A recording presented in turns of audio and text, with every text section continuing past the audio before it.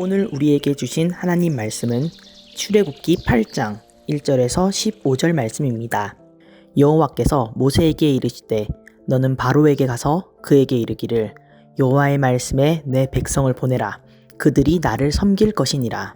내가 만일 보내기를 거절하면 내가 개구리로 너의 온 땅을 치리라. 개구리가 나일강에서 무수히 생기고 올라와서 내 궁과 내 침실과 내 침상이와 내 신하의 집과 내 백성과 내 화덕과 내 떡반죽 그릇에 들어갈 것이며 개구리가 너와 내 백성과 내 모든 신하에게 기어오르리라 하셨다 하라. 여호와께서 모세에게 이르시되 아론에게 명령하기를 내 지팡이를 잡고 내 팔을 강들과 운하들과 못 위에 펴서 개구리들이 애굽 땅에 올라오게 하라 할지니라. 아론이 애굽 물들 위에 그의 손을 내밀매 개구리가 올라와서 애굽 땅에 덮이니 요술사들도 자기 요술대로 그와 같이 행하여 개구리가 애굽 땅에 올라오게 하였더라. 바로가 모세와 아론을 불러 이르되 여호와께 구하여 나와 내 백성에게서 개구리를 떠나게 하라. 내가 이 백성을 보내리니 그들이 여호와께 제사를 드릴 것이니라. 모세가 바로에게 이르되 내가 왕과 왕의 신하와 왕의 백성을 위하여 이 개구리를 왕과 왕궁에서 끊어 나일강에만 있도록 언제 간구하는 것이 좋을는지 내게 분부하소서. 그가 이르되 내일이니라. 모세가 이르되 왕의 말씀대로 하여 왕에게 우리 하나님 여호와와 같은 이가 없는 줄을 알게 하리니 개구리가 왕과 왕궁과 왕의 신하와 왕의 백성을 떠나서 나일강에만 있으리이다 하고 모세와 아론이 바로를 떠나 나가서 바로에게 내리신 개구리에 대하여 모세가 여호와께 간구하매 여호와께서 모세의 말대로 하시니 개구리가 집과 마당과 밭에서부터 나와서 죽은지라. 사람들이 모아 무더기로 쌓으니 땅에서 악취가 나더라. 그러나 바로가 숨을 쉴 수 있게 됨을 보았을 때에 그의 마음을 완강하게 하여 그들의 말을 듣지 아니하였으니 여호와께서 말씀하신 것과 같더라. 아멘.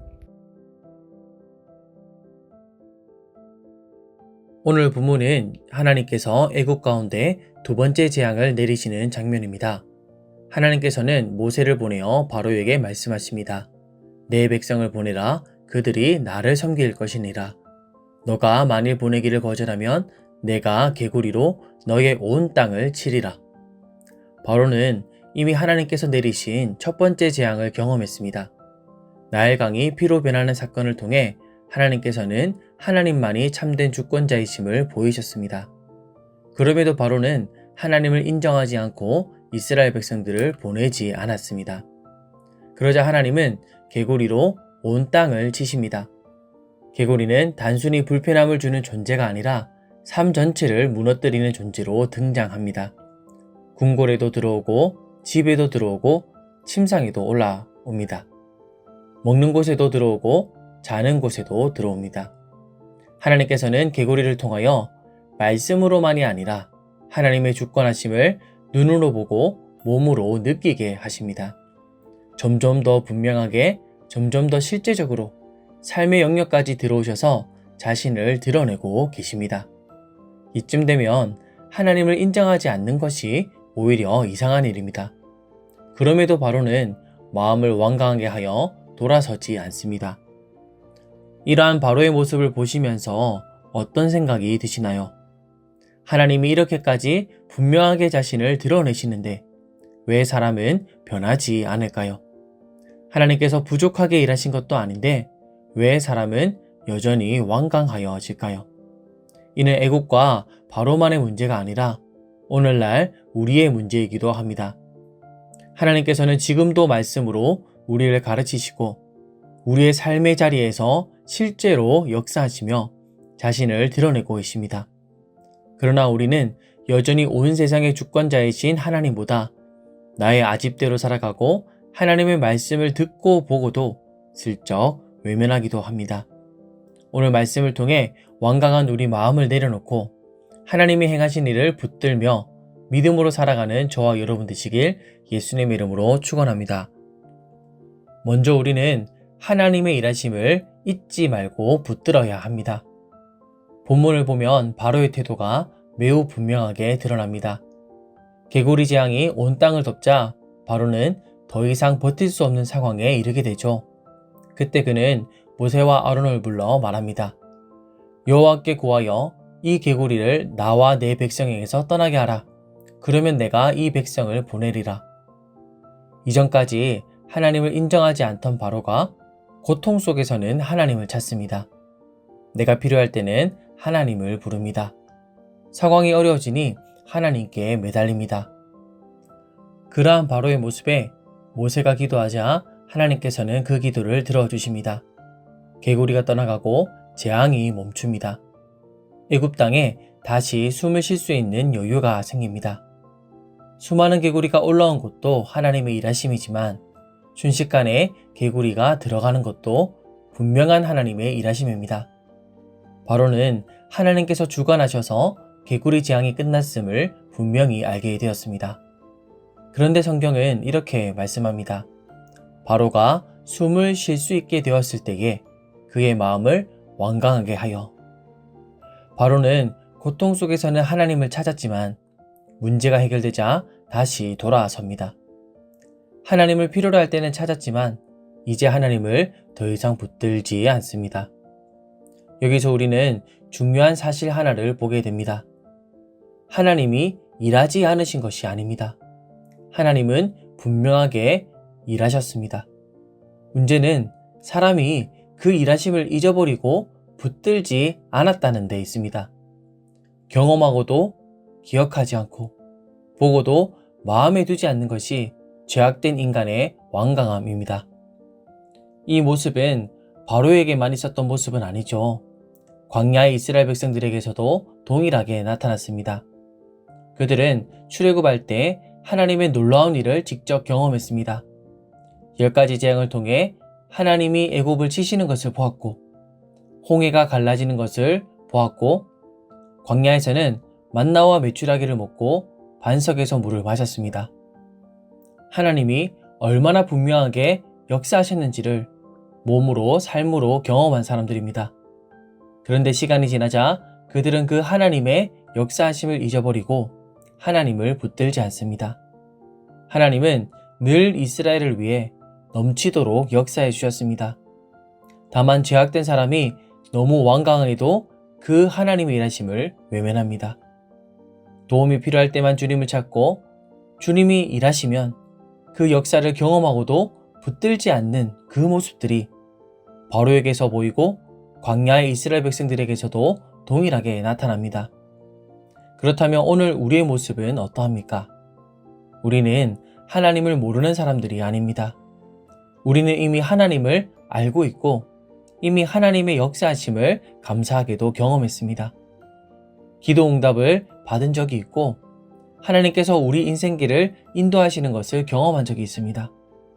우리 삶을 뒤돌아보면 분명히 하나님께서 역사하신 흔적들이 남아있죠. 그런데 지금 우리는 어떠합니까? 모두가 그러시진 않으시겠지만 어려울 때는 하나님을 찾았고 간절히 기도했습니다. 하나님께 매달렸습니다. 그러나 상황이 지나가고 안정화되자 이제 예전만큼 하나님을 찾지 않습니다. 그 은혜를 기억하지 않습니다. 하나님의 말씀이 주어져도 그 말씀에 즉각 순종하지 않습니다. 하나님 앞에 완강한 모습을 보입니다. 그렇다면 하나님이 더 일하셔야 하는 것입니까?